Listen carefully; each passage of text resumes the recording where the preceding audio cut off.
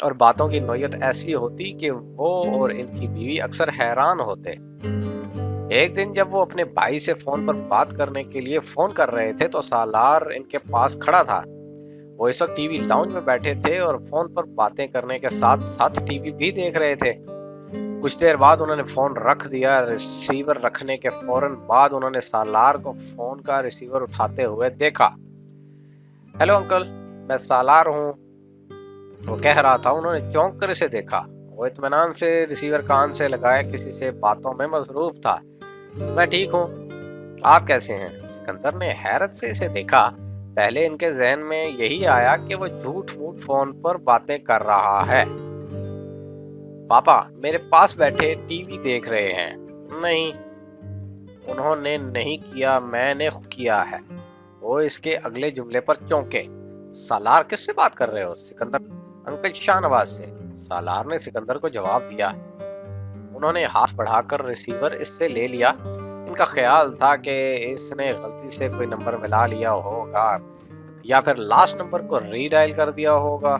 انہوں نے کان سے ریسیور لگایا۔ دوسری طرف ان کے بھائی تھے۔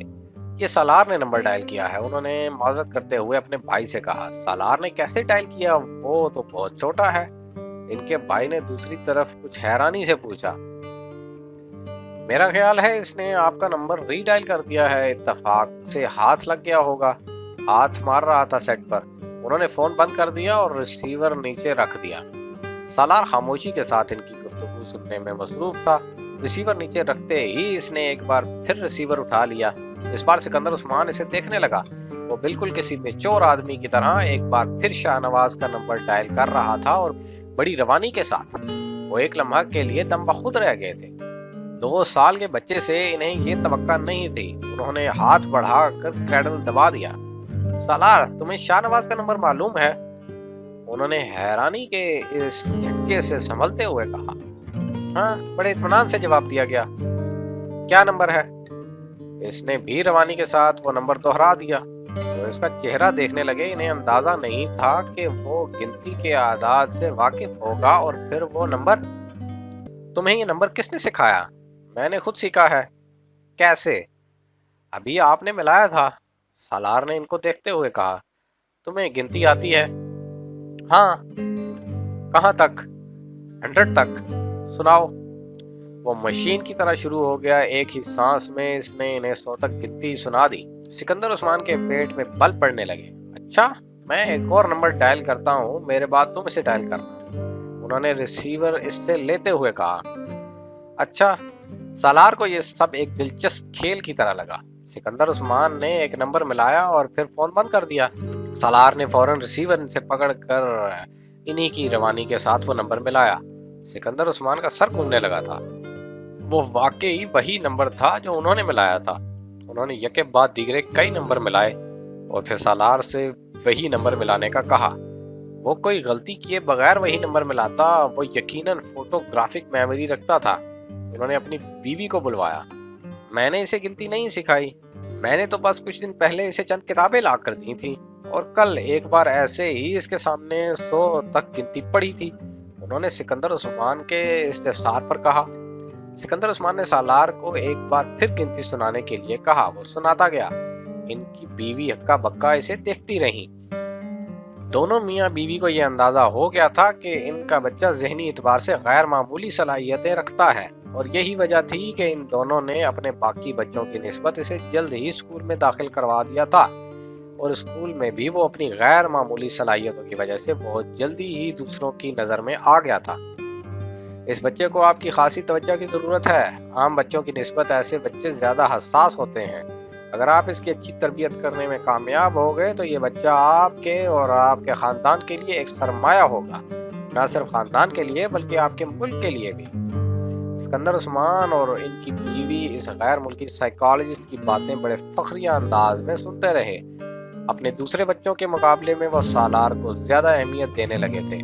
وہ ان کی سب سے چہیتی اولاد تھا اور انہیں اس کی کامیابیوں پر فخر تھا۔ اسکول میں ایک ٹرم کے بعد اسے اگلی کلاس میں پروموٹ کر دیا گیا اور دوسری ٹرم کے بعد اس سے اگلی کلاس میں، اور اس وقت پہلی بار سکندر عثمان کو کچھ تشویش ہونے لگی۔ وہ نہیں چاہتے تھے سالار 8-10 سال کی عمر میں जूनियर या सीनियर कैम्ब्रिज कर लेता, मगर जिस रफ्तार से वो एक क्लास से दूसरी क्लास में जा रहा था, यही होना था। मैं चाहता हूँ आप मेरे बेटे को अब पूरे 1 साल के बाद ही अगली क्लास में प्रमोशन दें।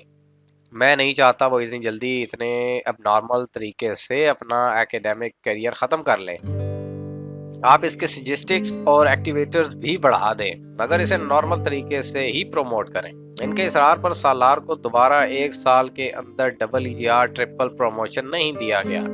इसके टैलेंट को स्पोर्ट्स और दूसरी चीज़ों के जरिए चैनलाइज किया जाने लगा। शतरंज, टेनिस, गोल्फ और म्यूजिक, वो 4 शोबे थे जिनमें इससे सबसे ज़्यादा दिलचस्पी थी, मगर इसका ये मतलब नहीं था कि वो खुद को सिर्फ इन 4 चीज़ों तक ही महदूद रखता था। वो स्कूल में होने वाले तकरीबन हर गेम में शरीक होता था।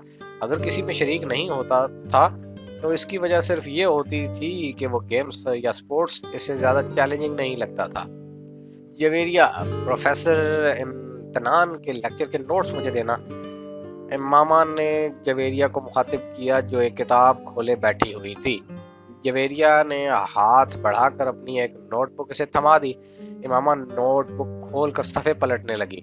जवेरिया एक बार फिर किताब के मुताले में मसरूफ़ हो गई। कुछ देर बाद अचानक इसे जैसे एक ख्याल आया था। इसने मुड़कर अपने बिस्तर पर बैठी हुई इमामा को देखा। तुमने लेक्चर नोट करना क्यों बंद कर दिया है? इसने इमामा को मुखातिब किया। इमामा ने नोटबुक से नजरें उठाकर इसे देखा। मुझे कुछ समझ में आए तो मैं नोट करूं। क्या मतलब?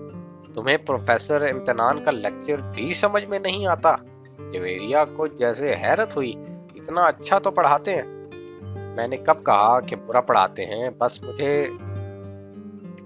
इसने कुछ उलझे हुए लहजे में बात अधूरी छोड़ दी। वो एक बार फिर हाथ में पकड़ी नोटबुक को देख रही थी। जवेरिया ने गौर से इसे देखा। तुम आजकल कुछ गायब दिमाग नहीं होती जा रही? डिस्टर्ब हो किसी वजह से? जवेरिया ने अपने सामने रखी किताब बंद करते हुए बड़े हमदर्दाना लहजे में कहा। डिस्टर्ब? वो बड़बड़ाई। नहीं, ऐसी कोई बात नहीं है। तुम्हारी आंखों के गिर्द हल्के भी पड़े हुए हैं। कल रात को शायद 3:30 का वक्त था जब मेरी आंख खुली और तुम इस वक्त भी जाग रही थी। मैं पढ़ रही थी, इसने मुदाफियाना लहजे में कहा। नहीं, सिर्फ किताब अपने सामने रखे बैठी हुई थी, मगर किताब पर नजर नहीं थी तुम्हारी। जवेरिया ने इसका उज़र रद्द करते हुए कहा। तुम्हें कोई मसला तो नहीं है? क्या मसला हो सकता है? फिर तुम इतनी चुप चुप क्यों रहने लगी हो? जवेरिया इसकी टाल मटोल से मुतासिर हुए बगैर बोली। नहीं, मैं क्यों चुप रहूंगी? इमामा ने मुस्कुराने की कोशिश की। मैं तो पहले ही की तरह बोलती हूँ। सिर्फ मैं ही नहीं, बाकी सब भी तुम्हारी परेशानी को महसूस कर रहे हैं। जवेरिया संजीदगी से बोली। कोई बात नहीं है, सिर्फ स्टडीज की टेंशन है मुझे। मैं यकीन नहीं कर सकती, हम भी तुम्हारे साथ हैं। तुम्हें हमसे ज्यादा टेंशन तो नहीं हो सकती? जवेरिया ने सर हिलाते हुए कहा। इमामा ने एक गहरा सांस लिया। वो अब जिच हो रही थी। तुम्हारे घर में तो खैरियत है ना? हाँ, बिल्कुल खैरियत है। असजद के साथ कोई झगड़ा तो नहीं हुआ? असजद के साथ झगड़ा क्यों होगा? इमामा ने इसी के अंदाज में पूछा। फिर भी इख्तलाफात तो एक बहुत ही। जवेरिया की बात इसने दरमियान में ही काट दी। जब कह रही हूँ कि कोई मसला नहीं, तो तुम्हें यकीन क्यों नहीं आ रहा? इतने सालों से कौन सी बात है जो मैंने तुमसे शेयर नहीं की या जो तुम्हें पता नहीं है? फिर भी तुम इस तरह मुझे मुजरिम समझकर तफ्तीश क्यों कर रही हो? वो अब खफा हो रही थी। जवेरिया गड़बड़ा गई। यकीन क्यों नहीं करूंगी? मैं सिर्फ इसलिए इसरार कर रही थी कि शायद तुम मुझे इसलिए अपना मसला नहीं बता रही कि मैं परेशान ना हूँ, और तो कोई बात नहीं। जवेरिया कुछ नादिम सी होकर इसके पास से उठकर वापस अपने स्टडी टेबल के सामने जा बैठी। इसने एक बार फिर वो किताब खोल ली जिसे वो पहले पढ़ रही थी। काफी देर तक किताब पढ़ते रहने के बाद इसने एक जमाही ली और गर्दन मोड़कर लाशऊरी तौर पर इमामा को देखा। वो दीवार से टेक लगाए इसकी नोटबुक खोले बैठी थी, मगर इसकी नजरें नोटबुक पर नहीं थी। वो सामने वाली दीवार पर नजरें जमाए बैठी थी। इसने गाड़ी नहर के पुल से कुछ फासले पर खड़ी कर दी। फिर डिग्गी से एक बोरी और रस्सी निकाली। वो बोरी को खींचते हुए इस पुल की तरफ बढ़ता रहा। पास से गुजरने वाले कुछ राहगीरों ने इसे देखा, मगर वो रुके नहीं। ऊपर पहुंचकर इसने अपनी शर्ट उतार कर नहर में फेंक दी। چند لمحوں میں اس کی شرٹ بہتے پانی کے ساتھ غائب ہو چکی تھی۔ ڈارک بلو کلر کی تنگ جینز میں اس کا لمبا قد اور خوبصورت جسم بہت نمایاں تھا۔ اس وقت اس شخص کی آنکھوں میں کوئی ایسا تاثر تھا جسے پڑھنا دوسرے کسی بھی شخص کے لیے ناممکن تھا۔ اس کی عمر 19-20 سال ہوگی، مگر اس کے قد و قامت اور حلیے نے اس کی عمر کو جیسے بڑھا دیا تھا۔ اس نے رسی پل سے نیچے نہر میں لٹکانی شروع کر دی۔ جب رسی کا سرا پانی میں غائب ہو گیا تو اس نے رسی کا دوسرا سرا بوری کے منہ پر لپیٹ کر سختی سے گریں لگانی شروع کر دی، اور اس وقت تک لگاتا رہا جب تک کوائل ختم نہیں ہو گیا۔ پھر پانی میں پڑا سرا واپس کھینچ کر اس نے اندازے سے 3 فٹ کے قریب رسی چھوڑی، اور اپنے دونوں پیر ساتھ جوڑتے ہوئے اس نے پیروں کے گرد رسی کو بہت مضبوطی کے ساتھ 2-3 بل دیے اور گرہ لگا دی۔